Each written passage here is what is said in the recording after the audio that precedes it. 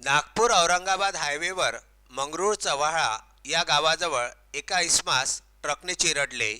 मंगरूळ चव्हाळा येथील रहिवासी असलेले ज्ञानेश्वर झोपाटे वय वर्षे 63 यांनी स्वतःच्या शेतामध्ये चण्याची लागवड केली असता हे रोज शेतामध्ये पाणी देण्याकरिता व देखरेख करण्याकरिता दिवसातून 2 वेळा शेतामध्ये जात येत होते. 30/11 रोजी सकाळी 6 वाजता घरून शेतात गेले असताच शेतीमधले काम आटपून घरी जेवण करण्याकरिता सुमारे 1 वाजताच्या दरम्यान आपल्या स्कूटीने MH29 जे 1555 घरी येत असताना नागपूर कडून येणारा ट्रक MH292744 या ट्रकने त्यांना उडविले व ते गंभीर जखमी झाले. त्या परिसरामध्ये असलेले सर्व शेतकऱ्यांनी घटनास्थळी धाव घेतली व त्यांना एका खासगी वाहनामध्ये उपचारार्थ यवतमाळ येथे दाखल करण्यात आले. यवतमाळला पोहोचताच वैद्यकीय अधिकाऱ्यांनी त्यांना मृत घोषित केले.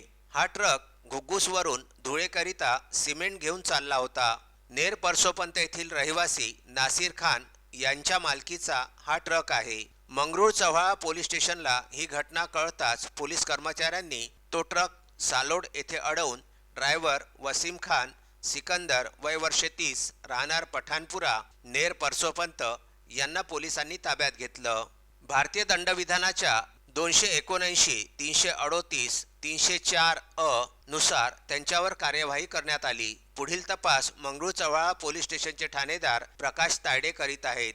ज्ञानेश्वर झोपाटे यांना 2 मुली, जावाई, भाऊ, बहीण, नातू व नातवंडे असा मोठा आप्त परिवार आहे. त्यांच्या मृत्यूची वार्ता पसरताच संपूर्ण गावामध्ये दुःखाचे वातावरण निर्माण झालेले आहे.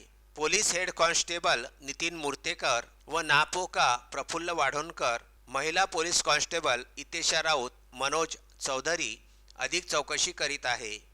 प्रशांत झोपाटेसह अनिकेश शिरभाते, विदर्भ न्यूज, मंगरूळ चव्हाळा.